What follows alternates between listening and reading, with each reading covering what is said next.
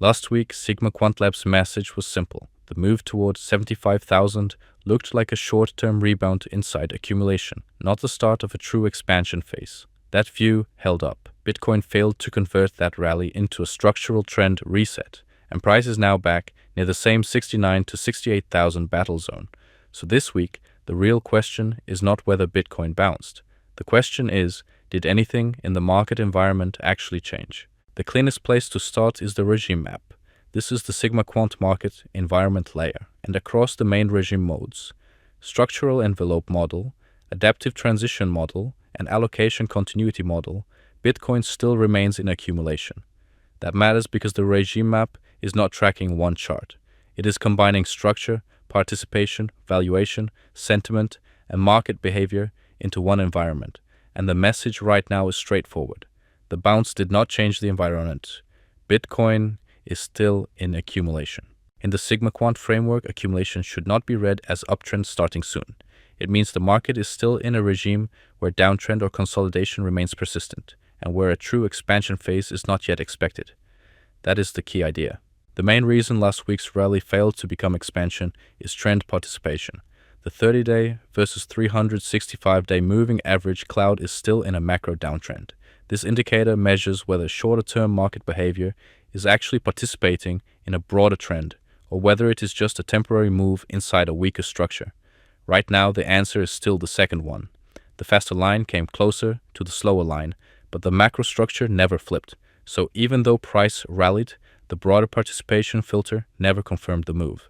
That is why the bounce stayed inside accumulation instead of transitioning into expansion. The same story appears in the days versus SMA metric. This indicator measures how long Bitcoin has stayed above or below a key trend average. That matters because markets do not only react to price levels, they also react to time spent in a condition. After spending more than 50 days below the 50-week moving average structure, Bitcoin only managed a brief chop around the level, and now it is back below again, roughly 2 days under. That is not what a clean new trend reclaim usually looks like. It looks like a market trying to recover, but still failing to establish consistent participation. So once again, the message is the same. Not expansion, still accumulation. The percent distance from EMA reinforces the same idea. This indicator measures how far price is stretched away from its trend baseline. Extremes matter, but the real value of this metric is not the exact low or high. The real value is the conversion zone. Historically, true trend changes do not usually happen at the deepest downside extreme. They tend to happen when the metric starts moving back toward the boundary where the trend regime itself can convert. Right now, Bitcoin is still around minus 20%. That is an improvement, but it is still well below the kind of neutral zone that would support a confirmed uptrend reset.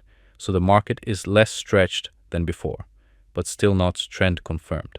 Momentum remains one of the stronger constructive arguments. The normalized MACD flashed the buy signal, and that signal is still active. This indicator measures momentum as a normalized, cycle-aware signal rather than a raw oscillator. That makes it useful for identifying when downside momentum starts fading across broader market phases. But momentum still has to be interpreted in context. The first buy signal usually tells us that conditions are stabilizing. It does not necessarily tell us that a full expansion regime has already begun. Historically, the strongest entries often come later in the sequence, after momentum continues recovering and broader participation starts confirming the move. So momentum is improving, but it is still earlier than trend confirmation. Valuation is more restrained than momentum. The 6-month MVRV delta is around minus 0.4. This indicator measures how market value is behaving relative to realized value over a medium-term window, which helps track whether valuation pressure is still decaying or beginning to recover. At minus 0.4, we may be starting to see some early rounding, but historically, the stronger reset zones were deeper, closer to minus 1 at prior major lows. So medium-term valuation is not fully repaired yet. The 1-month delta is more constructive. That shorter-term version is around minus 0.47 and is starting to improve faster. That suggests short-term valuation pressure may be healing first. The MVRV score, around 0.55, tells a similar story. This indicator measures how far market value is statistically stretched relative to realized value.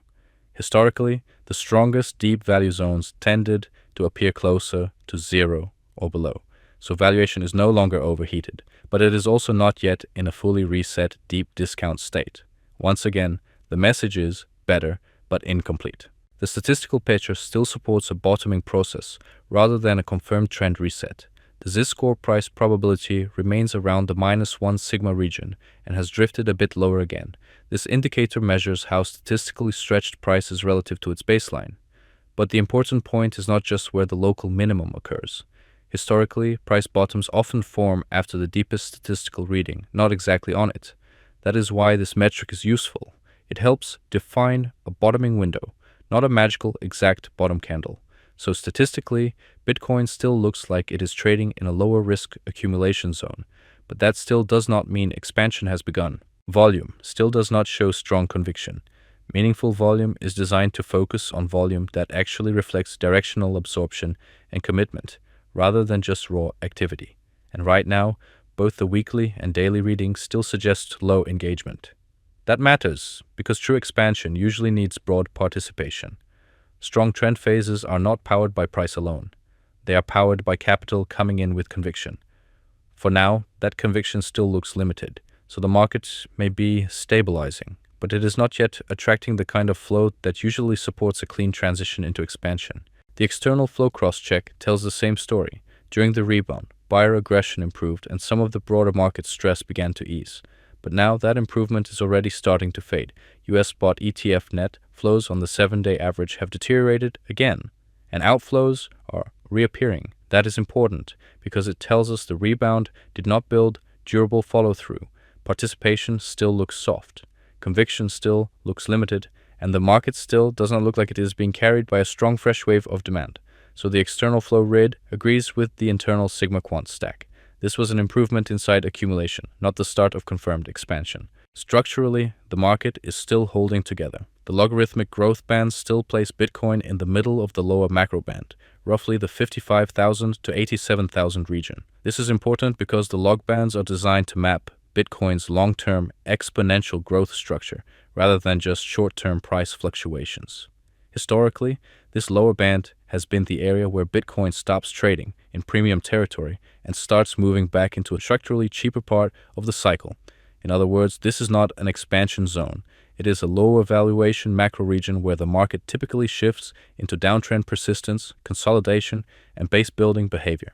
The structural value map tells a very similar story. Bitcoin is still in the accumulation band, not yet in the deeper structural discount zone. That means price is trading in a long-term value region, but still inside a regime where weakness or sideways action can persist for much longer than most market participants expect. So the full SigmaQuant synthesis this week is simple. Last week's rally did not become expansion. This week's pullback has not changed the regime either. Across the structural envelope model, adaptive transition model, and allocation continuity model, Bitcoin still remains in accumulation. That means the most probable environment is still one where downtrend or consolidation persists, while the market continues trying to stabilize beneath a true expansion threshold. Trend participation is still weak. Momentum is earlier than valuation. Statistical positioning still supports a bottoming process. And flows still do not show strong enough conviction to call a real expansion handoff. So the base case remains continued accumulation, continued ambiguity, and no true uptrend expected yet. All of these indicator charts are fully free on SigmaQuantLab. You can track the live signal stack there at any time. Core is where those signals are translated into the full market framework. That includes the full regime map, the weekly research notes, the posture bands that turn market structure into a sizing framework, and the backtests that show how those benchmark paths behaved across prior market environments. So the difference is not just more charts. The difference is interpretation. Free gives you the indicators, and Core gives you the full regime map, the research notes, the posture bands, and the backtest context that show what those signals actually mean when the market moves through accumulation and eventually into expansion. That is the difference between watching indicators one by one and operating with a system.